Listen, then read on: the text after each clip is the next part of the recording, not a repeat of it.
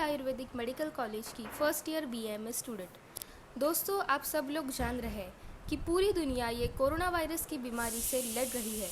और क्या आपको पता है कि इस बीमारी से लड़ने का महत्वपूर्ण शस्त्र क्या है? वो है हमारी इम्यूनिटी, यानी कि हमारी रोग प्रतिकारक शक्ति को बढ़ाना। और ये रोग प्रतिकारक शक्ति हम लोग बढ़ा सकते हैं हमारे दैनंदिन व्यवहार में थोड़े से बदल करके। आयुर्वेद में वर्णन किए हुए दिनचर्या और ऋतुचर्या का नियमों का पालन करके हम हमारी रोग प्रतिकारक शक्ति बढ़ा सकते हैं। तो दोस्तों, आज मैं आप सब लोगों को ऋतुचर्या के बारे में बताने वाली हूँ। आयुर्वेद के अनुसार 2 काल होते हैं, आदान काल और विसर्ग काल। शिशिर, वसंत और ग्रीष्म ये ऋतु आदान काल में आते हैं और हेमंत, वर्षा, शरद ये ऋतु विसर्ग काल में आते हैं।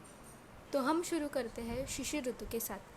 शिशिर ऋतु आता है mid January to mid March में।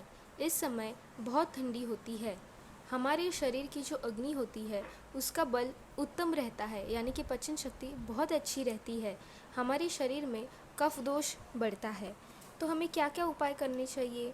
हम लोगों को अभ्यंग यानी कि पूरी बॉडी को ऑयल से मसाज करना चाहिए, एक्सरसाइज करनी चाहिए, मर्दन यानी कि शरीर को सूखी पाउडर से घिसना चाहिए, उद्वर्तन करना चाहिए यानी कि बॉडी मसाज करना चाहिए, फिर उसके बाद स्नान करना चाहिए और धूम्रपान यानी कि इन्हेलेशन ऑफ मेडिकेटेड स्मोक, अगरू जैसे द्रव्यों का उपयोग करना चाहिए। तो इस समय हम लोगों को पोषक आहार सेवन करना चाहिए, जैसे कि चिकन सूप, गन्ने का जूस, गेहूँ, उड़ीद, दूध और उससे बनाए हुए पदार्थ। और हम लोगों को सुबह के धूप में बैठना चाहिए। नहाने के लिए गर्म पानी का उपयोग करना चाहिए।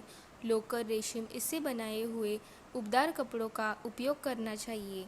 हम लोगों को इस समय उपवास तो बिल्कुल ही नहीं करना चाहिए और लघु और वृक्षाहार का सेवन भी नहीं करना चाहिए। वसंत ऋतु, ये ऋतु आता है मिड मार्च टू अप्रैल में।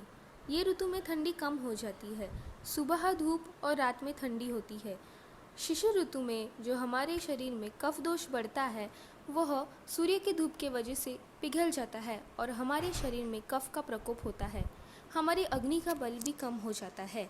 तो वमन और नस्य जैसे शोधन चिकित्साओं का लाभ होता है। कफ को कम करने के लिए जिंजर टी विथ हनी का सेवन करना चाहिए।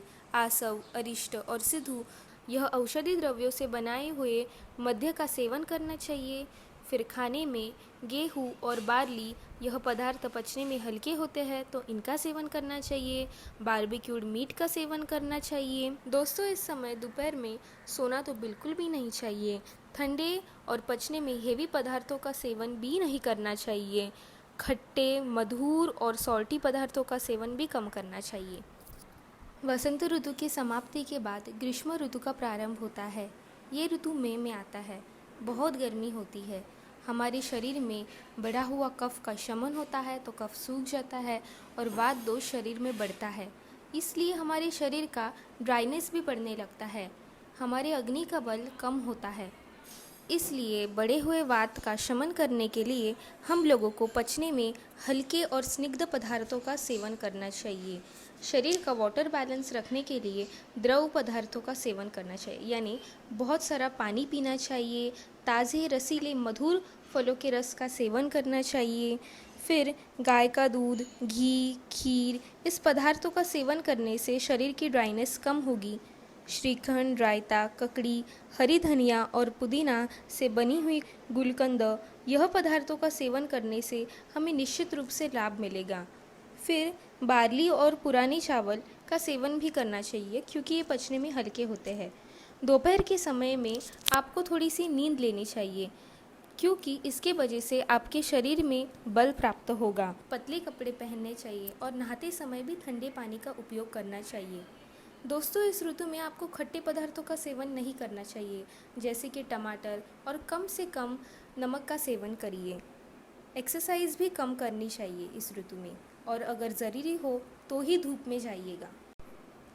धन्यवाद दोस्तों मेरे वीडियो को देखने के लिए। अगर आपको मेरा वीडियो अच्छा लगा हो तो मेरे वीडियो को लाइक, कमेंट और शेयर कीजिए और इस चैनल को सब्सक्राइब कीजिए।